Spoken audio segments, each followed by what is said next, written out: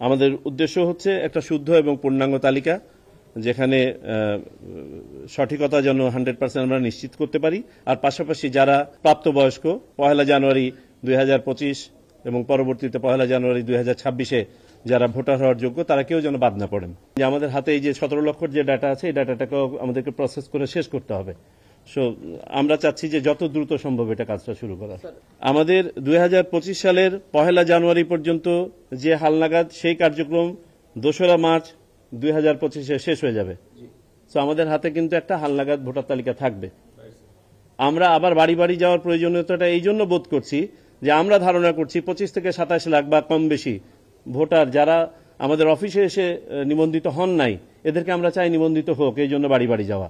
আর যেহেতু আমরা বাড়ি বাড়ি যাচ্ছি, সেহেতু 2025 সালের তথ্যটাও আমরা বাড়ি বাড়ি গিয়ে সংগ্রহ করব। হ্যাঁ, আগামী বছরের তথ্যটাও আমরা নিয়ে নিব এই সাথে, যাতে করে আমরা একটা লজিস্টিক তো ডিপ্লয় করছি, এই লজিস্টিকটার যেন ম্যাক্সিমাম আমরা রিট্রিভ করতে পারি। হ্যাঁ, আর একটা সিদ্ধান্ত আমরা নিয়েছি, এটা একটা নীতিগত সিদ্ধান্ত, যে যখনই আমাদের কোনো একটা নির্বাচন সামনে আসবে, আমাদের চেষ্টা থাকবে সবসময় যে তফসিল ঘোষণার আগ পর্যন্ত একটা আপনার সম্মুখ সময় পর্যন্ত যেন যদি বিশেষ কোনো অর্ডিন্যান্স জারি করে হোক, সবাইকে যেন আমরা যারা ভোট দেওয়ার যোগ্য তাদের সবাইকে যেন তালিকাভুক্ত করতে পারি।